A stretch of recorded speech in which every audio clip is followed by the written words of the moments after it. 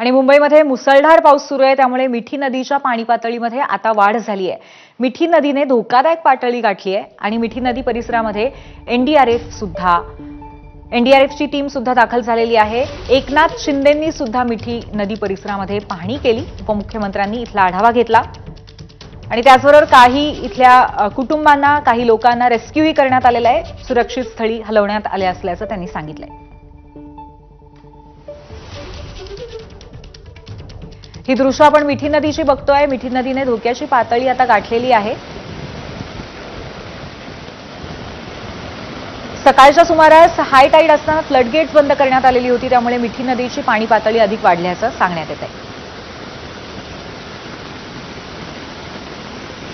आपले प्रतिनिधी सूरज सावंत आपल्याला या संदर्भात अधिक माहिती देतील। सूरज, सध्या मिठी नदीची धोक्याची पातळी, आजूबाजूला असलेली वस्ती या अनुषंगाने काय काळजी घेण्यात येते आणि त्याचबरोबर काय सूचना असतील या भागात राहणाऱ्या लोकांना?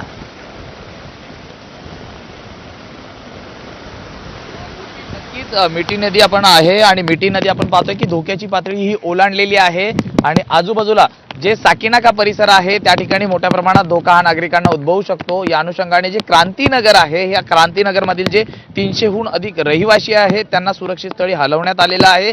घटनास्थळी एनडीआरएफचे पथक हे देखील दाखल झालेलं आहे। स्वतः उपमुख्यमंत्री एकनाथ शिंदे यांनी या संपूर्ण परिसराची पाहणी केलेली आहे आणि पालिका कर्मचाऱ्यांना देखील ज्या सूचना आहेत या देखील देण्यात आलेल्या आहेत। आपण पाहतो तर मिठी नदी ज्या ठिकाणी सुरू होते, म्हणजे सर्व धरणांचं पाणी या मिठी नदीत येतं आणि नंतर ते या विमानतळाच्या हून पुढे समुद्राच्या ठिकाणी जातं। मात्र आपण इतर दिवशी जर मिठी नदी पाहिली तर इतकं पाण्याचा फ्लो हा नसतो। मात्र आता जर आपण पाहिलं तर मिठी नदीने जो धोक्याची पातळी आहे ही देखील ओलांडलेली आहे। त्यामुळे या ठिकाणी राहणारे जे आजूबाजूचे रहिवासी आहेत, साकीनाका, अंधेरी या परिसरातले, यांना सुरक्षित स्थळी हलवण्यासंदर्भात ज्या उपाययोजना आहेत या प्रशासनाकडून केल्या जात आहेत, त्याचाच आढावा आता उपमुख्यमंत्र्यांनी घेण्यात आलेला आहे। जवळपास 3500 कुटुंबीय हे या ठिकाणी राहतात, त्यांना देखील सुरक्षित स्थळी हलवण्यासंदर्भात तातडीने पावलं ही उचलली जात आहेत। मुंबईत आपण जर पाहिलं साकीनाका, अंधेरी, मरोळ या सकल भागांमध्ये मोठ्या प्रमाणात पाणी साचलेलं आहे। बरोबर आहे, या भागांमध्ये पाणी साचलेलं आहे। मिठी नदीची पातळी सुद्धा आता वाढलेली आहे, त्यामुळे सर्वांनी सुरक्षितता बाळगण्याची गरज आहे।